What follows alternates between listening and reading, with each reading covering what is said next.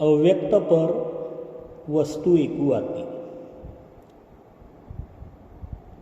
सर्वज्ञ श्री चक्रधर स्वामी जी आचार्य के प्रति उत्तरापंथ गमन करने के पहले पर सिद्धांत कथित करते हैं। उसमें एक अव्यक्त पर वस्तु का निर्देश करते हैं।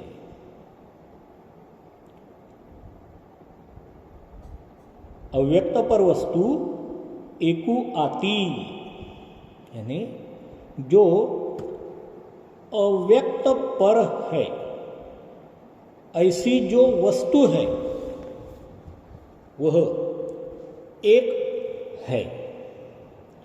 अव्यक्त पर यानी व्यक्तिर न दृश्यते स अव्यक्त, व्यक्ति रूप से जो दृश्यमान नहीं होती, दिखाई नहीं देती, उसे कहते हैं अव्यक्त। अव्यक्त इस शब्द का ऐसा अर्थ है। क्यों नहीं दिखाई देती? क्योंकि वह रूप रंग आकार मानात्मक नहीं होती, वह स्थूल नहीं होती, पंचभूतों से निर्मित नहीं होती, वह चेतन स्वरूप होकर सूक्ष्मातीत सूक्ष्म रहती है। इसलिए वह व्यक्त रूप से दिखाई नहीं देती, उसी से उसे अव्यक्त कहते हैं। तो ऐसी जो पर वस्तु है यानी श्रेष्ठ वस्तु है, सबसे परे जो अव्यक्त पर वस्तु है वह पर सिद्धांत के रूप में निर्देशित करते हैं। ऐसे तो कारण में जो जीव देवता और प्रपंच है वह भी अव्यक्त है, लेकिन वह अगर सूक्ष्म भी हो, जीव देवताएं चेतन और सूक्ष्म भी हो, तो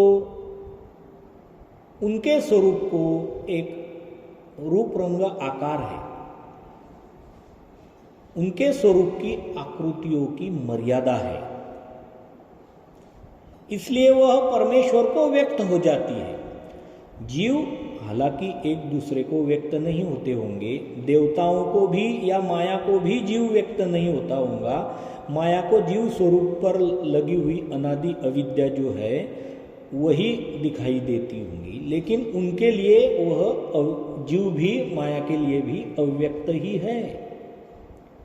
और प्रपंच भी अष्टभैरव देवताओं के स्वरूप में कारण में अवस्थित था, तो वह माया को दिखाई नहीं दे रहा था, वह जब द्रवीभूत हुआ तब दिखाई दिया, तो वह भी कारण में जड़ होते हुए अव्यक्त ही है। लेकिन इन सभी के प्रपंच के भी अपने अपने परमाणु इतना तो आकार है उसका, सूक्ष्म परमाणु जो है बिंदुवत उतना तो आकार है, उनके अपने रंग है। ऐसे ही देवताओं के भी अपने अपने स्वरूप अवधि में मर्यादा में आकारमान है। देवता चक्र है वर्तुलाकार, माया भी अनंत ब्रह्मांड व्यापक क्यों न हो, उसके स्वरूप को एक अवधि है, मर्यादा है, सीमा है, परिमितियां है। और जीव तम प्रदेश में अनंत जीव, तो हरेक जीव को भी अपने स्वरूप अवधि तक वह वर्तुलाकार होने से मर्यादा है। तो यह सारी जीव देवता तथा प्रपंच सृष्टि निर्मिति के जो मूलभूत आधार तत्व है वह सूक्ष्म होने से अव्यक्त है, लेकिन वह पर नहीं अपर है, यानी कनिष्ठ भाव है, नीच भाव है। और यह जो अव्यक्त वस्तु बतलाई जा रही है पर सिद्धांत में, वह पर है यानी श्रेष्ठ भाव है, उच्च भाव है। सिर्फ भेद यहां पर पर इस शब्द का है, वो पर वस्तु है।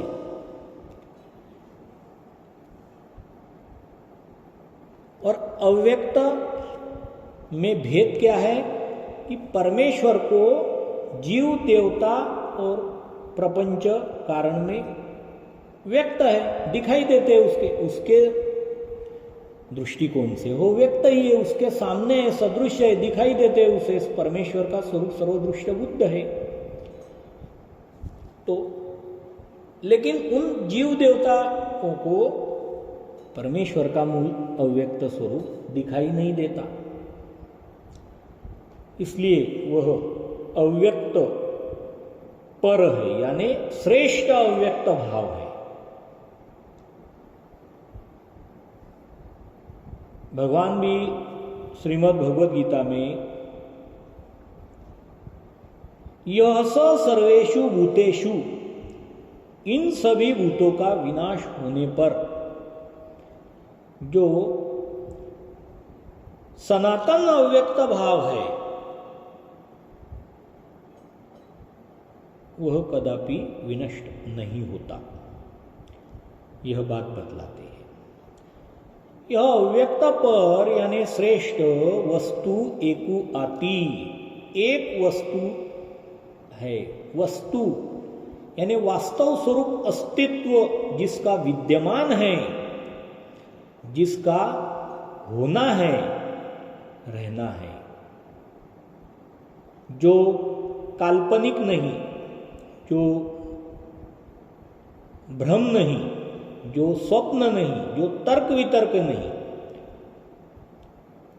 ऐसी वह वास्तव स्वरूप अस्तित्व में विद्यमान है।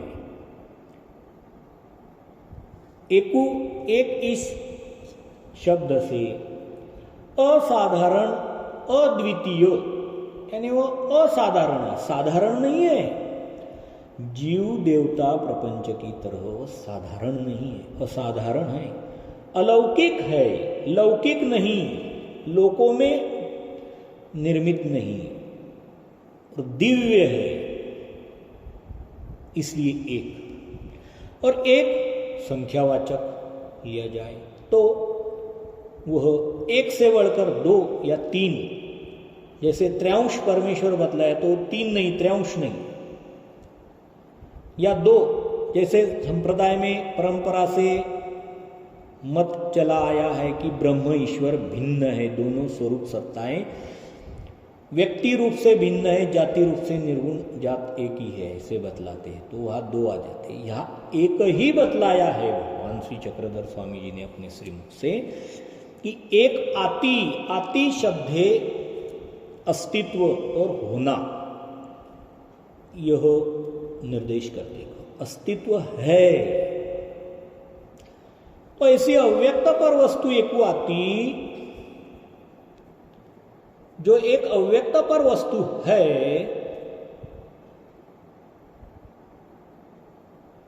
वह अब निर्वचन इस प्रकरण में बतलाते हैं कि आनंद शब्देश्वरु बोलीजिए।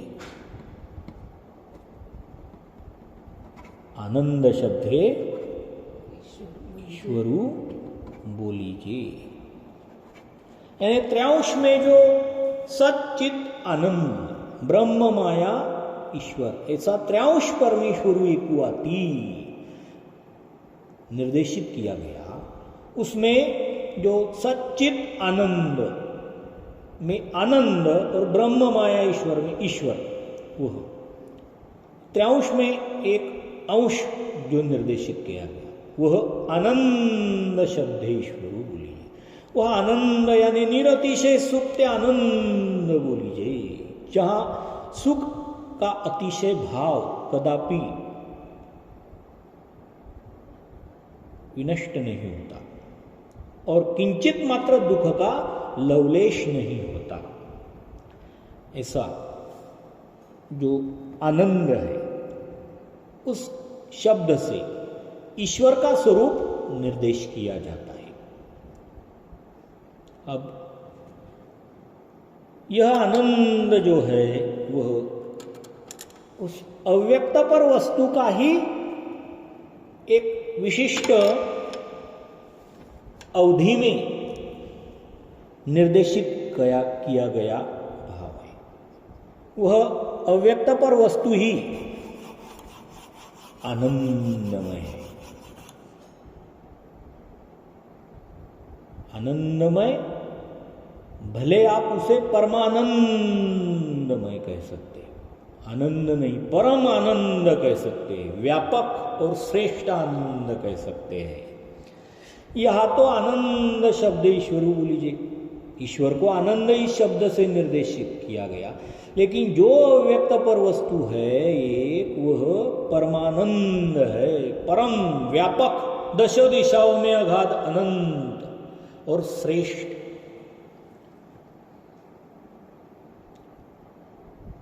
अब वही जो एक परमानंद स्वरूप अव्यक्त पर वस्तु है, वह अव्यक्त, निर्गुण, निराकार, अगाध, अनंत, आनंदमय, दिव्य, तेज पुंज, प्रकाशमय, सर्वव्यापक, दशो दिशाओं में वह फैली हुई है। वह जब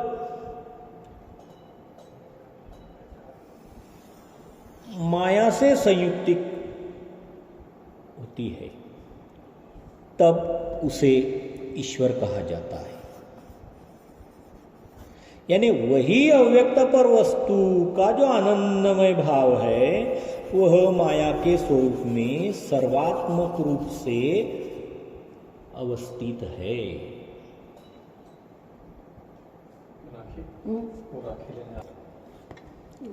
से अव्यक्त पर वस्तु के स्वरूप का भाव जो अनंत ब्रह्मांड व्यापक आदि शक्ति चैतन्य माया के स्वरूप के भीतर सर्वात्मक रूप से व्यापक है और माया उसमें व्याप्त है।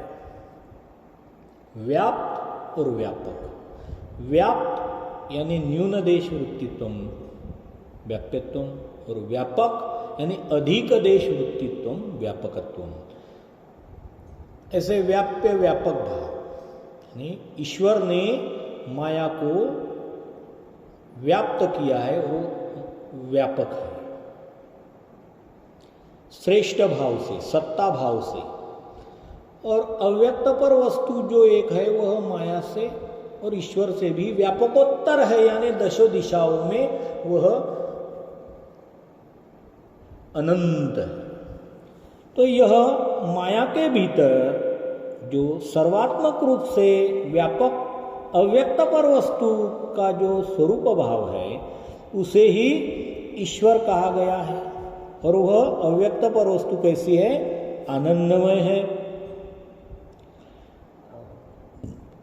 तो वह आनंद जीव देवता, जीवों में तो आनंद है ही नहीं, सुख भी नहीं है, सुख दुखातीत निरानंद है। देवताएं एक से बढ़कर एक सुखमय है, उन सभी से निरतिशय सुख स्वरूप है, दुख का किंचित मात्र लवलेश नहीं। और वही जीव का अपना प्राप्य गंतव्य है, ध्येय है, साध्य है, सिद्धि है। इसलिए उसे आनंद इस शब्द से इंगित किया जाता है, निर्देशित किया जाता है और उसे आनंद शब्द है ईश्वरु बोलीजिए, ईश्वर इस शब्द से ध्वनित किया जाता है। वह ईश सत्तायाम वर वरिष्ठायाम, वरिष्ठ सत्ताधीश है। किस पर? आदिशक्ति चैतन्य माया पर। कोई तो हो जो कनिष्ठ हो, जिससे उसे वरिष्ठ कहा जाए। कोई तो हो जो सत्ता के अधीन हो, जिससे उसे ईश कहा जाए। ईश सत्तायाम, ईश यह धातु सत्तावाचक है। इसलिए माया जो है वह उस अव्यक्त पर वस्तु को आती जो आनंदमय अव्यक्त पर वस्तु है, उसके स्वरूप में व्याप्त होकर उसे वह व्यापक है और उसके वह अधीन है, वह उसका सत्ताधीश है। और माया कनिष्ठ होकर वह वरिष्ठ है इसलिए ईश सत्तायाम वर वरिष्ठायाम, वरिष्ठ सत्ताधीश उस अव्यक्त पर वस्तु के माया के स्वरूप में सर्वात्मक रूप से व्यापक आनंदमय स्वरूप को कहा जाता है। इसलिए आनंद शब्द है ईश्वरू बोलिए। आनंद इस शब्द के जरिए ईश्वर बोला जाता है, कहा जाता है।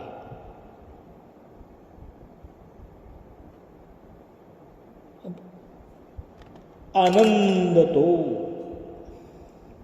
वह कैसा है? आनंद। अब यहां पर द्विरुक्ति की है, यानी दो बार उक्त किया। आनंद शब्द से ईश्वर निर्देशित करने पर भी वापस पुनः आनंद तो, उसे आनंद बतलाया। यानी इसका प्रयोजन यह है कि वही एकमात्र आनंद है। दूसरे जो देवताएं हैं वह अनित्य नाशवान सुख रूप है, वह आनंद नहीं है। उनका सुख निरतिशय सुख नहीं है। उनके सुख को एक सीमा है, मर्यादा है, और वह जीवों के हेतु प्राप्ति के परिणामतः दुख रूप है। शाश्वत निरतिशय सुखरूप आनंद नहीं है। इसलिए आनंद तो यानी वह जो ईश्वर बोला गया, कहा गया, आनंद इस शब्द से एकमात्र वही आनंद है, और कोई दूसरा आनंद नहीं है। वह अद्वितीय, यानी द्वितीय, दूसरा उसके जैसा और कोई नहीं। एकमात्र वही अपने आप निरतिशय सुख स्वरूप होने से आनंद है। वह माया के स्वरूप निरतिशय सुख स्वरूप आनंद व्यापक होते हुए वही अव्यक्त पर वस्तु माया के परे दशो दिशाओं में ब्रह्म रूप से अनंत है। इसलिए वह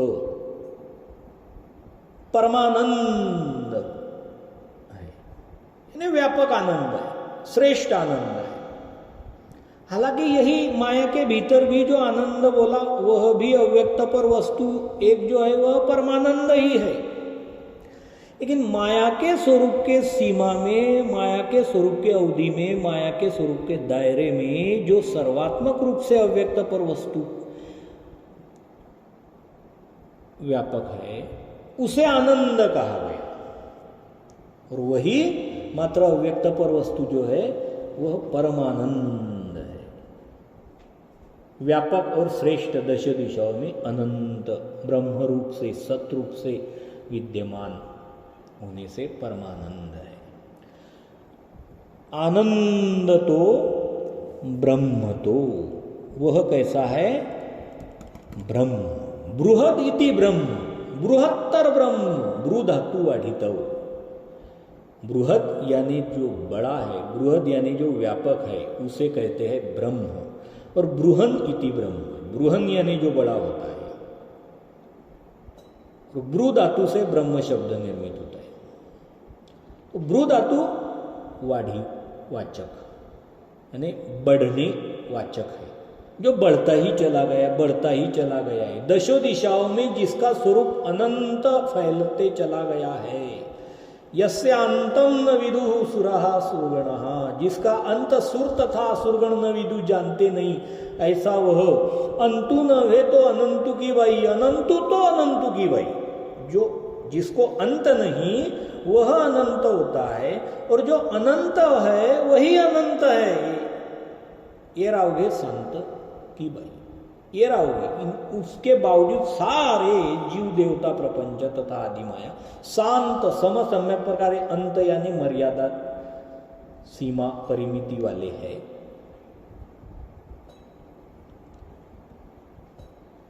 तो वह इस तरह से अगाध तथा अनंत दशो दिशाओं में व्यापकोत्तर वही आनंद व्यक्त पर वस्तु भाव बढ़ता चला गया है, फैलता चला गया है। इसलिए उसे ब्रह्म कहते हैं। ब्रह्म तो यानी वह, आनंद तो, ब्रह्म तो। कौन? जो ईश्वर है। आनंद शब्द ईश्वरु बोलीजिए। वह कैसा है? वह आनंद है, वही ब्रह्म भी है। आनंद तो, ब्रह्म तो। अच्युत तो, अविक्रयु तो। और वह कैसा है? तो वह अच्युत है, यानी अपतनशील है, जिसके स्वरूप को कोई पतन नहीं। यानी स्वरूप की जो अवस्था है उसमें कोई भेद बदलाव नहीं। स्वरूप अविक्रयु तृप्तकाम, अपने आप में स्वात्म रमणी रममाण है। उसके स्वरूप का कोई अंश स्वरूप से टुकड़ा विभक्त नहीं होता, और वह नीचे की गति को प्राप्त नहीं होता। उसके स्वरूप में कोई विकार या पतनशीलता नहीं होती, इसलिए उसे अच्युत कहा जाता है। च्युत माने पतनशील जो है, जिसका पतन हो जाए, जिसके अपने स्वरूप से निम्न स्तर की अवस्था प्राप्त हो जाए। उसकी जो उच्च अवस्था है वह विनष्ट हो जाए, भंग पा जाए। हमेशा के लिए विनष्ट ना भी हो तो थोड़े काल के लिए भी वह भंग नहीं पाती, इसलिए उसे अच्युत कहा जाता है। और वह जीव के लिए भी अच्युत पद कहा जाता है, कि जिसे जीव पाकर, उस आनंदमय ईश्वर स्वरूप को जीव पाकर अच्युत बन जाता है, वह भी पतनशील नहीं होता, वापस पुनः लौटकर संसार में जन्म नहीं पाता, इसलिए उसे अच्युत पद कहा गया है। अच्युत तो अविक्रयु तो, और वह कैसा है? अविक्रयु, जिसमें कोई विकार नहीं। विकार कौन कौन से होते हैं? तो रजतम सत्व से निर्मित विकार होते हैं। रजतम से राग, द्वेष, काम, क्रोध, मद, मत्सर, यह षड विकार होते हैं। वह षड विकार रहित निर्विकार होने से अविक्रयु। तथा प्रपंच से निर्मित जो है, जायते, वर्धते, स्थियते, विपरिणमते, क्षीयते और म्रियते, षड विकार होते हैं। जन्म पाना यानी उत्पत्ति होना, वर्धते वृद्धि होना, स्थियते कुछ काल तक स्थिर रहना प्रौढ़ावस्था में, या वस्तु का कुछ काल तक स्थिर अवस्था में रहना। फिर क्षीयते यानी क्षीणता आना, यानी वस्तु या व्यक्ति को विपरिणाम प्राप्त होना, प्रौढ़ता आकर, और क्षीणता होना, उसका थोड़ा थोड़ा क्षीण होते जाना, विनष्ट होते जाना, और फिर म्रियते यानी मृत्यु पाना, विनष्ट हो जाना पूरी तरह से। अब यह जो प्रपंच के षड विकार है वह भी उसमें नहीं बसते, इसलिए उसे अविक्रयु कहा गया है। वह निर्विकार, अविक्रयु, तृप्तकाम, स्वात्मरमणी रममाण होता है। उसके आनंदमय चेतन स्वरूप की भावरूप संवेदनाओं में ही वह रममाण होता है। स्वात्मरमणी रममाण, खुद के आत्म स्वयं के स्वरूप में वह रममाण होता है, निरतिशय सुख स्वरूप भाव में। तो इतना रममाण तल्लीन होता है कि उसे क्षण भर भी कहीं इधर उधर उसकी नजर किसी चैतन्य मायादी देवताओं पर, जीवों पर या प्रपंच पर नहीं पड़ती, और उससे उसका स्वरूप का भाव विकृत नहीं होता, उसमें कोई रजो यानी आकर्षण निर्माण नहीं होता, और उससे तम से जो विकर्षण होता है वह भी उत्पन्न नहीं होता। क्योंकि उसमें रज और तम है ही नहीं, वह निर्गुण है, त्रिगुणातीत है। रजतम होते तो राग द्वेष से काम क्रोध उत्पन्न होते, आकर्षण विकर्षण पैदा होता। रजतम ही नहीं तो राग द्वेष भी नहीं और काम क्रोध भी नहीं, आकर्षण विकर्षण भी नहीं, इसलिए वह निर्विकार रहता है। इसी से अविक्रयु, जिसमें कोई विकार नहीं है, भेद बदल उसमें नहीं होता। जू का त्यों वह तीनों काल में बना रहता है, ऐसा अविक्रयु तो। अच्युत तो अविक्रयु तो, और वह कैसा है? अव्यक्त तो अमूर्त तो, वह अव्यक्त है। अव्यक्त पर वस्तु एक आती, वही अव्यक्त पर वस्तु है। कौन? आनंद शब्देश्वर, वही अव्यक्त पर वस्तु है। कोई ईश्वर अलग है और अव्यक्त पर वस्तु अलग है, ऐसा भाव नहीं है। हालांकि माया के स्वरूप के दायरे में माया के नित्य संबंध उस अव्यक्त पर वस्तु से होने से उसे ईश्वर कहा जाता है, क्योंकि ऐश्वर्यादि करोनी सकड़ी धर्म माया संबंधी थे, तो ऐश्वर्यादि करके सभी धर्म माया के संबंध से वह व्यक्त पर वस्तु माया के स्वरूप में सर्वात्मक रूप से व्यापक होते हुए वह सर्वकर्तृत्व धर्म शक्ति से सर्वकर्ता बनकर वह अभिव्यक्त करती है, इसलिए ईश्वर कही जाती है। वही अव्यक्त पर वस्तु एक आती। अव्यक्त तो व्यक्तिर्ण दृश्य से स अव्यक्त, जो व्यक्ति रूप से दिखाई नहीं देती, जो सूक्ष्मातीत सूक्ष्म है, जिसका कोई स्थूल पंचभौतिक रूप रंग आकार मानात्मक भाव नहीं है, ऐसी अव्यक्त। और व्यक्ति प्रमाणी न प्रकाशे, व्यक्त रूप में प्रमाणों से वह प्रकाशित नहीं होती। तथा अमूर्त तो वह कैसा है? अमूर्त, यानी उसकी कोई मूर्त नहीं होती। मूर्त यानी मर्यादित भावदशा। इयत्तावच्छिन्नो मूर्तः, मूर्त किसे कहा जाता है? इयत्ता यानी इतने विभाग में, अवच्छिन्न हुआ यानी खंडित हुआ जो है, मर्यादित हुआ जो है, उसे कहते हैं मूर्तः। और जो इतना है ऐसा बताया नहीं जा सकता, वो कितना है ऐसा मालूम ही नहीं, वो अनंत है, अगाध है, अपरिमित है, असीम है, अमर्यादित है, इसलिए वो अवच्छिन्न यानी खंडित होता ही नहीं, वो अखंडित दशो दिशाओं में अगाध अनंत है, इसलिए वह उसे कोई मूर्ति का आकार नहीं आता।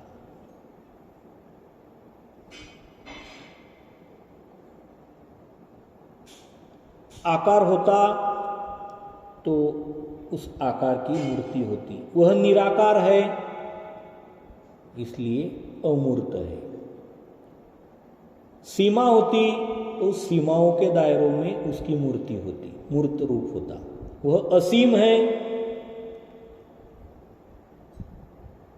वह परिमिति होती तो जो परिमितियां है उस परिमिति के अवधि तक उसकी आकृति होती और मूर्त कहा जाता। लेकिन वह अपरिमित है, अंत होता, समसम्यक प्रकार शांत होता उसे, तो जहाँ अंत है वहाँ तक उसकी रूप रंग आकार दिखाई देते तो मूर्त होता। लेकिन वो अनंत है, अगाध, घाद तल स्पर्श नहीं जिसे कोई दश दिशाओं में, इसलिए जहां घाद होता अगर तो उसे वहां तक मूर्त आ जाती, लेकिन अगाध होने से वह अमूर्त है। तो ऐसे अव्यक्त तो अमूर्त तो यानी वह कैसे है? अव्यक्त है और अमूर्त है, यानी उसकी कोई मूर्ति नहीं।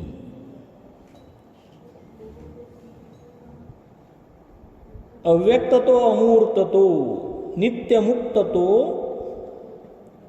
निराभिमानु तो, और भी वह कैसे है? जो आनंद शब्द ईश्वर बोलिए, जो निरतिशय सुख स्वरूप आनंदमय अव्यक्त पर वस्तु का जो माया के स्वरूप में सर्वात्मक रूप से व्यापक भाव है, जो ईश्वर है, वह कैसा है और भी बतलाते हैं उसके विशेषण, स्वरूप के विशेष लक्षण कि नित्य मुक्त तो यानी वह कैसा है, नित्य मुक्त। नित्य यानी भूत भविष्य वर्तमान सदा सर्वदा, तीनों कालों में जो मुक्त है, जिसे पीछे कभी बंधन नहीं था और आज उसे बंधन नहीं है और बंधन में कोई डाल भी नहीं सकता और आगे चलकर भी उसे कोई बंधन नहीं होगा और बंधन में नहीं डाल सकेगा। ऐसे नित्य सदा सर्वदा वह मुक्त है, उसमें किसी बात का किंचित मात्र कोई बंधन नहीं। तो बंधन क्या है कि जिससे वह विनिर्मुक्त है? तो अज्ञान बंध, अविद्या बंध, अधीन बंध और त्रिगुण बंध, ये 4 प्रकार के बंधन है। अज्ञान बंधन जो आत्यंतिक नहीं होते, अज्ञान बोलिए, अतिशय से अंतिक स्वरूप के गहराइयों में पहुंचा जाए तो कुछ भी नहीं जानना, उसे कुछ जानना ही नहीं है, वो कुछ जानता ही नहीं, पूरी तरह से 100% अज्ञान है। ऐसे भाव को अज्ञान कहते हैं और अज्ञान भाव ऐसा जीव का होता है। जीव का स्वरूप जो है वो अज्ञान है,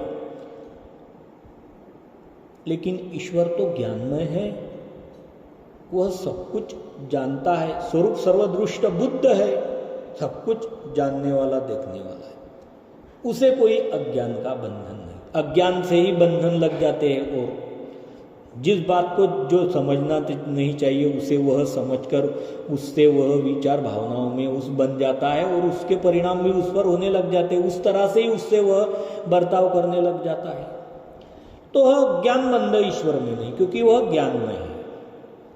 अज्ञान बंध, अविद्या बंध, जैसे जीव स्वरूप में अनादि से ही अविद्या का युक्तत्व है।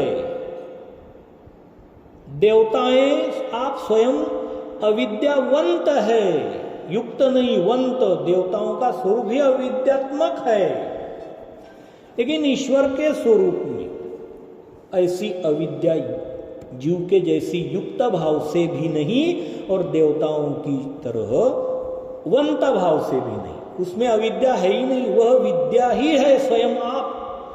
विद यह धातु जानने वाचक और विद्या जानने का साधन और जानने वाला, वह आप स्वयं जानता है सब कुछ, वह विद्या है, इसलिए उसमें अविद्या नहीं, ना संयोग ना वंत,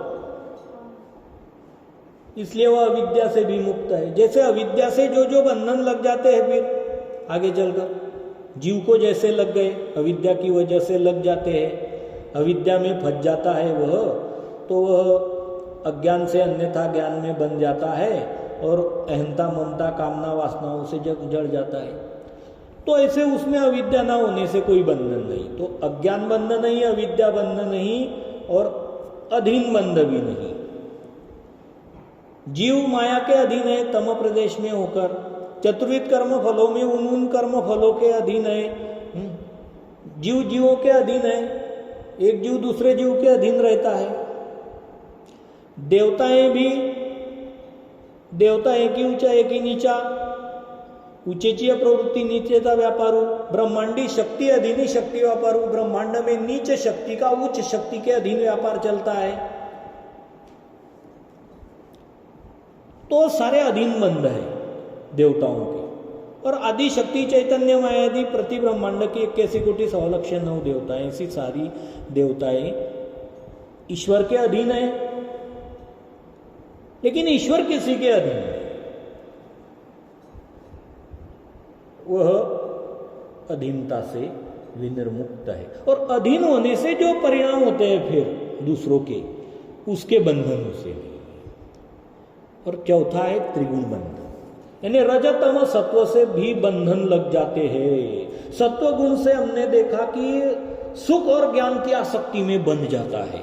रजोगुण से वह रागात्मक चाह, आशा, अपेक्षा, आकांक्षा, कामना, वासना से बंध जाता है। तमोगुण से वह द्वेष, घृणा, उद्वेग, चिंता, भय, तनाव आदि से बन जाता है, तो उसमें है ही नहीं, वह निर्गुण स्वरूप है आप, तो उसमें रजतम के बंधन कैसे लगेंगे? या सत्व का जो सुख में या ज्ञान में तादात्म्य पाना, अभिमान से भर जाना, ऐसा भी भाव नहीं है।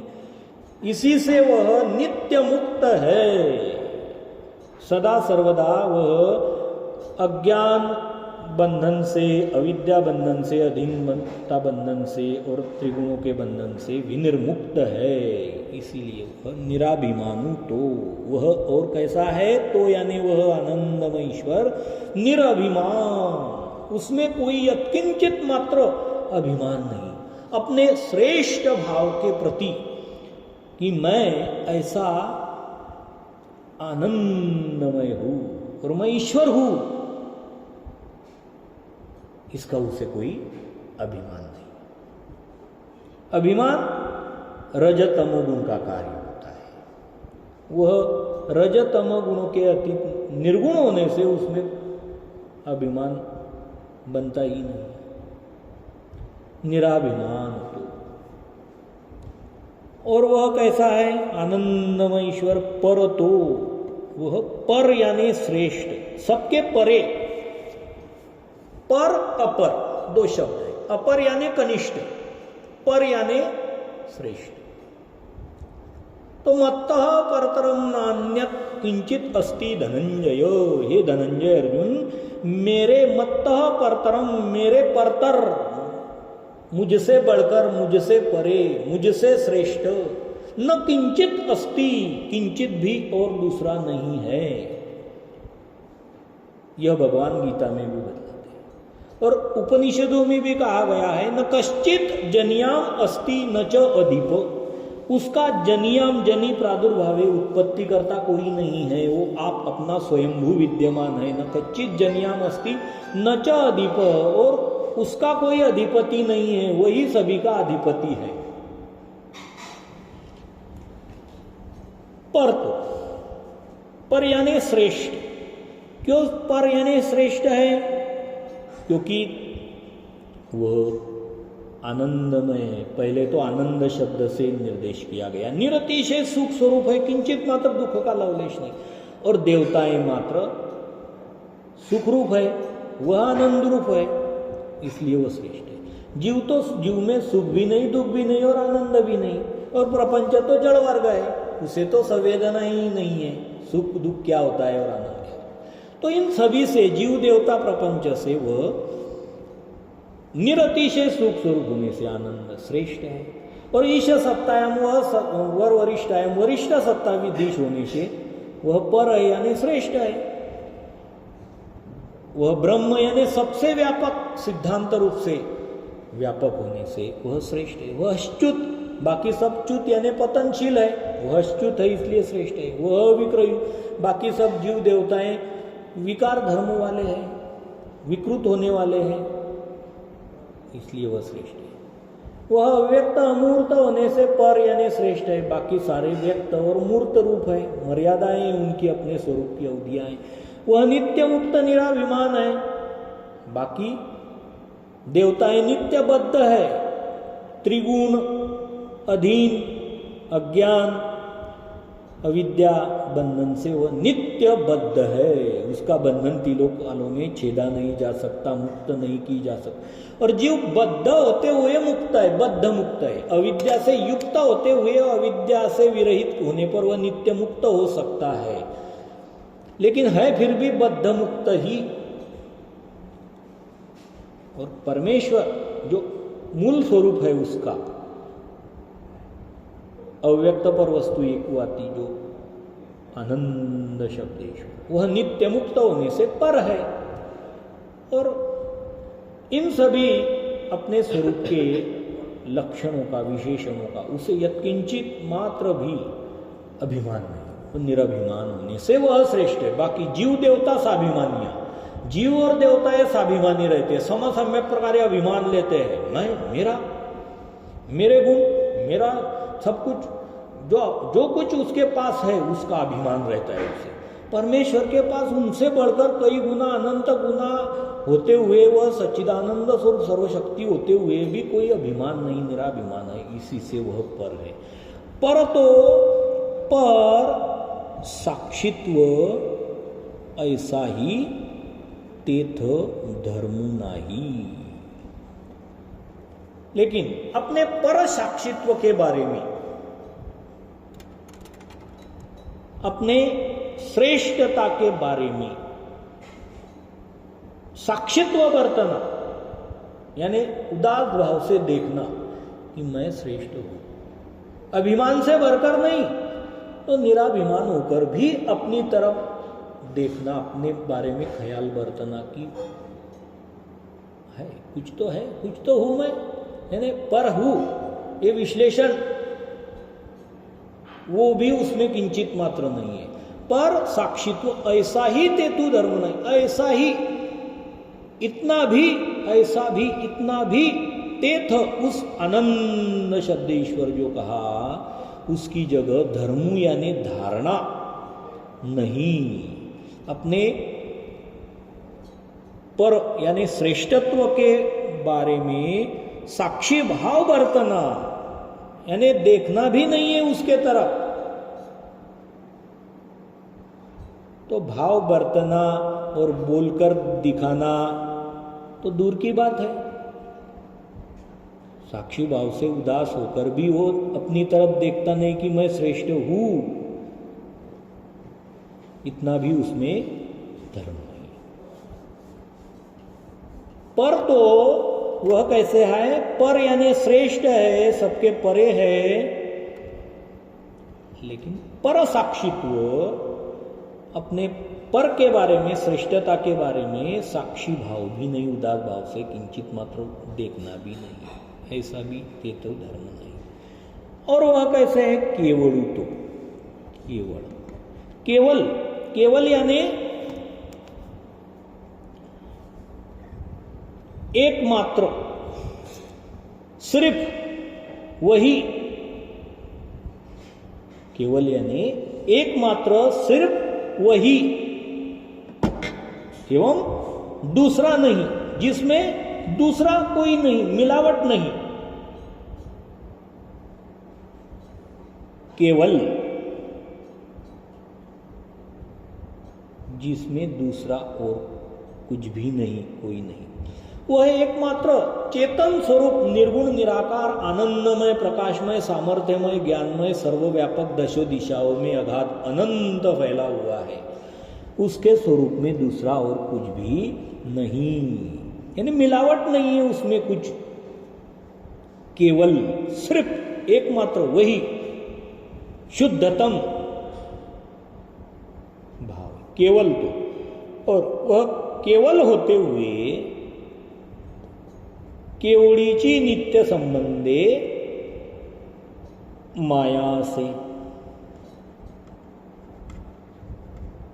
केवळीची नित्य संबंधे माया से, जो केवल है एकमात्र सिर्फ वही, उसका जो अव्यक्त पर वस्तु आनंदमय भाव है, उस भाव में नित्य संबंध को पहुंची हुई माया असे यानी है, उसके स्वरूप में माया का नित्य संबंध है। नित्य यानी भूत भविष्य वर्तमान तीही काल अस्तुची असे, अनादि से ही मूलतया स्वयंभू नित्य संबंध है माया का। सम समय पर बंध यानी माया उसके स्वरूप में बंधी हुई है, जैसे सर्प चंदनवत, चंदन के पेड़ को जैसे सांप लिपटा हुआ रहता है, ऐसे वह जो आदि शक्ति चैतन्य माया है, अनंत ब्रह्मांड व्यापक भरी चेतना हरे वर्ण की, वह आनंदमय अव्यक्त पर वस्तु ईश्वर स्वरूप में नित्य संबंध को पहुंची हुई है।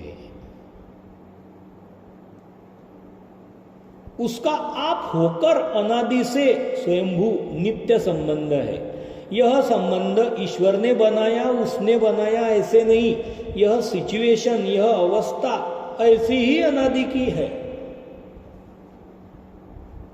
तो केवल तो वह कैसा है? केवल है, शुद्धतम है, एकमात्र वही है। लेकिन ऐसा वह केवल होते हुए भी केवली चीज उस केवल स्वरूप में नित्य संबंध को माया पहुंची हुई है। अब माया जिस नित्य संबंध को पहुंची हुई है, माया जेथ संबंधाते पातली असे तेथची न पवे। माया जहां पर संबंध को पहुंची हुई है वहीं पर वह पावन नहीं होती। यानी जिस आनंदमय ईश्वर स्वरूप से माया का नित्य संबंध है, माया जेथ संबंधाते पातली असे संबंध को पहुंची हुई है, जेथ यानी आनंदमय ईश्वर स्वरूप में, केवल ईश्वर स्वरूप में, तेथची न पवे, वहीं पर उसी आनंदमय ईश्वर स्वरूप में वह न पवे, पावन नहीं होती। उसके स्वरूप स्पर्शजन्य आनंद का एहसास उसे महसूस नहीं होता। ऐसा क्यों? तो इसके बारे में सर्वज्ञ स्वयं बतलाते, ऐसीची वस्तु ते यानी वह आनंदमय ईश्वर स्वरूप वस्तु जो है, अव्यक्त पर वस्तु एक आती, वह वास्तव स्वरूप अस्तित्व उसका ऐसा ही है। ऐसा ही यानी कैसा? तो वह सर्वात्मक होते हुए सर्वातीत है, सर्वकर्ता होते हुए सर्वसाक्षी है। वह माया के स्वरूप में सर्वात्मक होते हुए सर्वातीत है, विरुद्ध धर्मीवंत है। इसलिए माया नित्य संबंध को पहुंचकर भी वहां पर पावन नहीं होती, यानी उसे आनंदमय ईश्वर स्वरूप का स्पर्शजन्य अनुभव, आनंद का अनुभव नहीं आता, क्योंकि वह वस्तु ही ऐसी है, विरुद्ध धर्मीवंत है। आनंदमय ईश्वर स्वरूप सर्वात्मक होते हुए सर्वातीत है, अलिप्त संग निसंग, सब में होते हुए।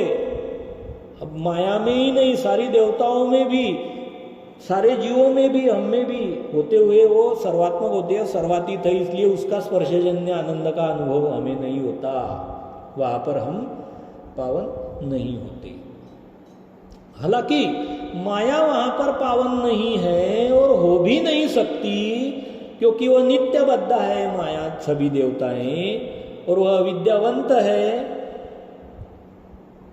और जीव बद्ध मुक्त होने से वह बंधनों से मुक्त हो सकता है, अविद्या युक्त होने से, अविद्या विरहित होकर नित्य केवल जीव कैवल्य होकर पर कैवल्य आनंदमय स्वरूप में पावन होकर उसके स्पर्शजन्य आनंद की अनुभूति पा सकता है। ऐसे जीव का दैव भाग्य श्रेष्ठ है। ऐसे माया नित्य संबंध को पहुंचकर भी वह पावन नहीं होती, ऐसी वह हतभाग्य है, उसका भाग्य नहीं, वह हमारे जीव का भाग्य है। हमारे भाग में वो, हमारे भाग में वह है। ऐसी ची वस्तु थे, क्योंकि वह वस्तु ही ऐसी है। अब यही माया पर अगर वचन लागू किया जाए तो माया वस्तु जो है, माया भी एक वस्तु पदार्थ है, भावरूप विद्यमान पदार्थ है, त्रिगुणात्मक चेतन, तो वह त्रिगुण है। और जो ईश्वर है वह निर्गुण है। निर्गुण और त्रिगुण विजातीय तत्व है, वह आपस में मेल नहीं खाते, आपस में वह सम्मिश्र और स्पर्शजन्य आनंद से अनुभव नहीं ले पाते। इसलिए वह जहाँ पर नित्य संबंध को पहुंची है ईश्वर के केवल आनंदमय स्वरूप में, वहाँ पर वह पावन नहीं होती, यानी उसके स्वरूप का स्पर्शजन्य आनंद उसे अनुभव नहीं होता। ऐसी ची वस्तु ते वह वस्तु ही ऐसी है, यानी दोनों वस्तुएं जो विजाती है, ऐसी ची वस्तु ऐश्वर्यादि करोनी सकळी धर्म माया संबंधेची तेथ यानी उस आनंदमय केवल ईश्वर स्वरूप में ऐश्वर्य आद, ऐश्वर्य सभी धर्मों में प्रधान, आदि करोनी यानी इत्यादि, और ऐसे अनंत धर्म जो है, कार्य जो है, धर्म की धारणा है कार्य, वह माया के संबंध से ही है वहां पर। यानी आनंदमय ईश्वर स्वरूप में माया नित्य संबंध को पहुंची होने से वह आनंदमय ईश्वर स्वरूप जो है माया के स्वरूप के संबंध से ही ऐश्वर्य आदि करोनी सकड़ी धर्म, ऐश्वर्यात सभी धर्मों में प्रधान ऐश्वर्य धर्म यानी सत्ता बरतना, माया पर सत्ता बरत कर यानी अपने स्वरूप में जो सृष्टि रचना की जो धर्म के हेतु प्रवृत्ति होती है वो माया को स्फुरित होकर माया पर वह सत्ता बरतकर माया से सृष्टि रचना करवाकर आप स्वयं सृष्टि में अवतार धारण करता है, जीवों को ज्ञान तथा प्रेम उभय साधन प्रदान करके उनका उद्धार करता है, उनको अपने आनंदमय स्वरूप की प्राप्ति करा देता है। और सृष्टि का कार्य संचलन भी माया के जरिए सारी देवताओं के माध्यम से करवा लेता है और सृष्टि का संहार भी करवा लेता है। ऐसे जो सभी प्रकार के धर्म यानी धारणाएं हैं कार्य करने की सारी, और अपने स्वरूप में जो गुण धर्म ज्ञान विज्ञान है जड़ा शक्तियां, उनको भी उस माया के त्रिगुणात्मक माया शक्ति के नित्य संबंध से वह उनके कार्य अवतार में अभिव्यक्त करता है। इसलिए ऐश्वर्य आदि करोनी सकळही धर्म माया संबंधेची तेत, माया के संबंध से ही ऐश्वर्य सभी धर्मों में प्रधान प्रमुख धर्म जो है और आदि करोनी इत्यादि सारे धर्म धारणाएं सब वह माया के संबंध से ही अभिव्यक्त होती है, की जाती है। यानी ईश्वर अपने आप स्वयं कुछ भी नहीं करता, कुछ भी नहीं कर सकता त्रिगुणात्मक माया के संयोग संबंध के सिवाय। त्रिगुणों की ऊर्जा से ही सारी विकृतियां आकृतियां पैदा होती है, निर्गुण में कोई आकृति नहीं होती, वो निराकार होता है। तो ऐसे माया त्रिगुण और ईश्वर जो है वो निर्गुण होते हुए सगुण है, माया के त्रिगुणों से युक्त और माया के त्रिगुणों के जरिए ही अपने जो गुण है गुण धर्म ज्ञान विज्ञान निर्गुण जड़ा शक्तियां उनको वह अभिव्यक्त करता है, इसलिए उसे सगुण कहा जाता है। लेकिन आप वह स्वयं जो है अव्यक्त पर वस्तु एक हुआती वह निर्गुण है, ब्रह्म है। से ऐश्वर्यादि करोनी सकड़ी धर्म माया संबंधीची तेथ, तेथ यानी उस आनंदमय केवल ईश्वर की जगह। और वह कैसा है और बतलाते हैं, सर्वात्मकु सर्वातीत तो यानी यह शब्द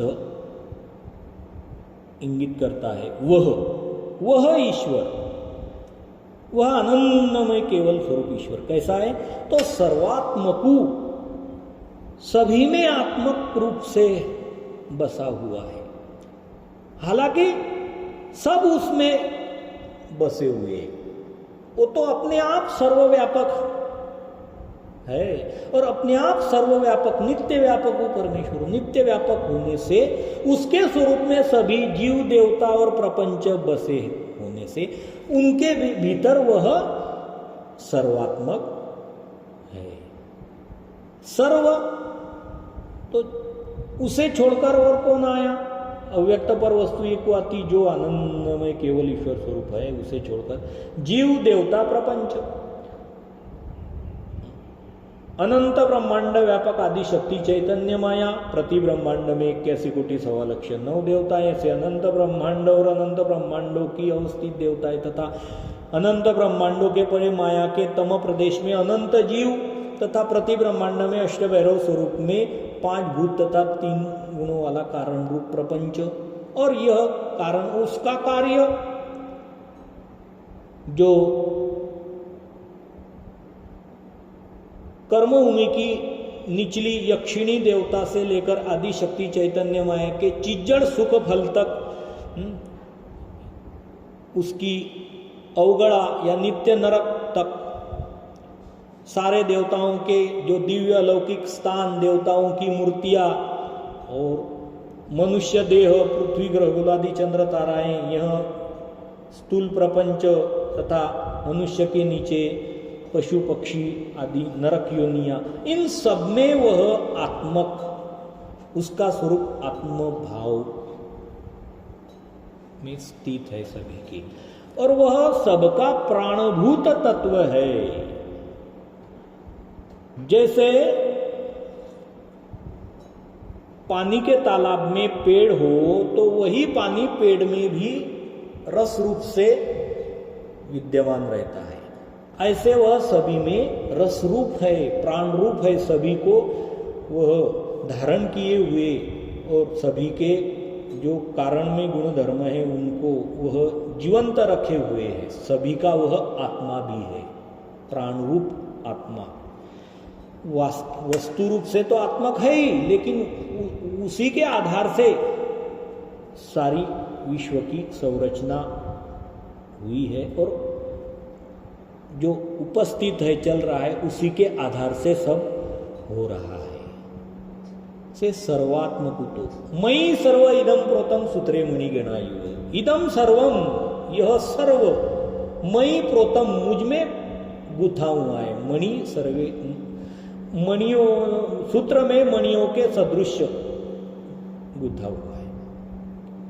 सर्वात्मकु तो सर्वातीत तो, और भी वह कैसे है? सर्वात्मक होते हुए वह सर्वातीत है, सबके अतीत है। सर्वात्मक होने से वह कहीं सब में एक रूप नहीं हो गया, सबसे बंध नहीं गया, सबके किसी के परिणाम उस पर हो नहीं रहे।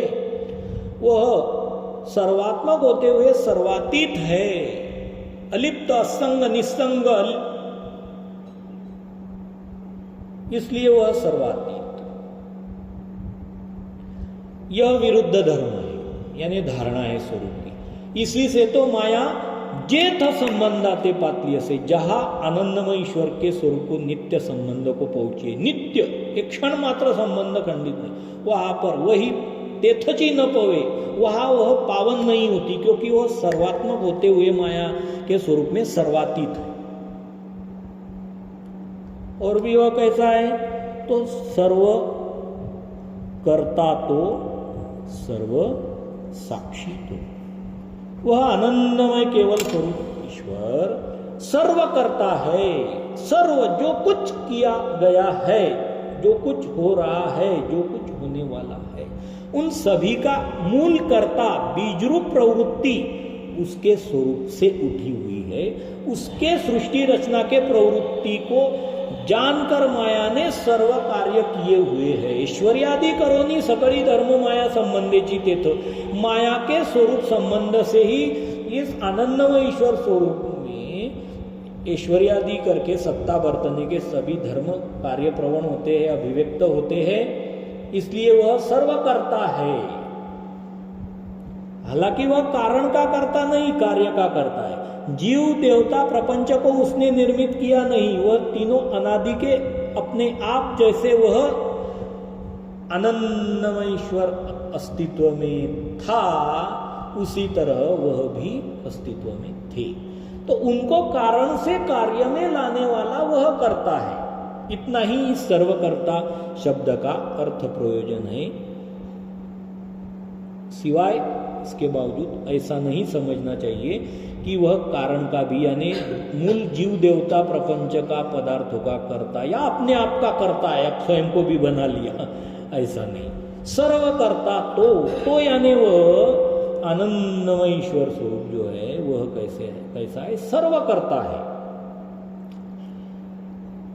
और सर्वकर्ता होते हुए भी सर्व साक्षी तो, विरुद्ध धर्मी होने से सर्व साक्षी, सभी का साक्षी, सर्वकर्ता, जो कुछ किया गया, जो कुछ हुआ, उन सब का वह साक्षी है, दृष्टा है, देखने वाला है। स्वामी जी साक्षी की व्याख्या बतलाते हैं कि आपण करीना आणि का करवी करविना, आपण करीना आणि का करवी करविना, करिता तरी सकळ ही देखे तो साक्षी बोली। आप स्वयं तो करता नहीं कुछ, स्वरूप भाव से, अपने स्वरूप से, अपने सामर्थ्य से आप होकर खुद करता नहीं। आणि का करवी करविना, आणि जो आदि शक्ति चैतन्य मायादि देवताएं हैं, उनके जरिए कुछ करवा नहीं लेता, यानी जबरदस्ती उन पर सत्ता बरत कर, अधीन करके उनको कुछ करने को प्रेरित नहीं करता, करिता तरी। और अगर करिता करने वाला भी हो, यानी उसके स्वरूप में प्रवृत्ति होती है सृष्टि रचना की, वो माया जान लेती है और वो प्रवृत्ति वशा तो सृष्टि की रचना करती है। सृष्टि रचना की प्रवृत्ति होने पर तो प्रवृत्ति होने से ही तो माया ने कुछ किया ना, तो इसलिए करिता तरी। अगर कुछ कर भी रहा है, कर भी लिया, तो सकल ही देखे, जो कुछ हुआ सकल समग्र वह सब तटस्थ रूप से साक्षी भाव से दृष्टा बनकर देखता है, उसे साक्षी, वह सर्व साक्षी कहा जाता है। यानी जो कुछ निर्मित हुआ उसका उस पर किंचित मात्र अच्छा बुरा परिणाम नहीं होता। जीवों के सुख दुखों से वह सुखी दुखी नहीं होता। इस संसार में जो जितने दुख है, दुखों को देखकर दुखी नहीं होता, और देवताएं के जितने सुख है उन सुखों से वह मोहित नहीं होता। दुख का तिरस्कार, सुख का पुरस्कार नहीं करता।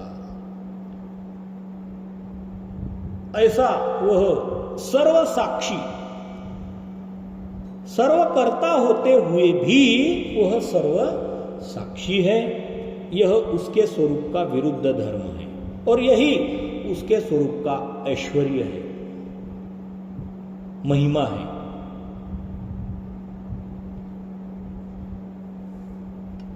ऐसा परमेश्वरु एकु आती, ऐसा परमेश्वरु एकु आती। ऐसा यानी इस तरह का अब तक बतलाए गए वचनों के अनुसार जो निर्देशित किया गया, इंगित किया गया, आनंद शब्देश्वर बोलिए। यहां से इस प्रथम वचन से लेकर सर्व साक्षी तो इस वचन तक जो बतलाया गया, जो निर्देशित किया गया, ऐसा परमेश्वरु एकु आदि, एक परमेश्वर है, परम ईश्वर। परम यानी श्रेष्ठ, ईश यानी सत्ताधीश, वर यानी वरिष्ठ। ऐसा सर्वश्रेष्ठ वरिष्ठ एक सत्ताधीश। आति शब्दे अस्तित्व, वास्तव स्वरूप अस्तित्व उसका ध्वनित करते हैं। और एक असाधारण दिव्य अलौकिक, एक आति, एक है। तो यहां पर आनंद शब्देश्वर बोलिए। आनंद तो ब्रह्म, तो वही आनंद ब्रह्म है और उसके नित्य संबंध में माया भी है। ब्रह्म माया ईश्वर, वह ब्रह्म भी है माया के परे, वह आनंद भी है माया के भीतर, और माया का नित्य संबंध भी है। ऐसा ब्रह्म माया ईश्वर, ऐसा त्रयांश परमेश्वर एक हुआ, ऐसा त्रयांश, तीन अंश से मिलकर एक परमेश्वर है। और उसे महावाक्य में क्या कहा? तो सर्वशक्ति युक्त, वह सर्वशक्तियों से युक्त है, जड़ा तथा चेतना, पर तथा अवर, उभय शक्तियों से वह संयुक्तिक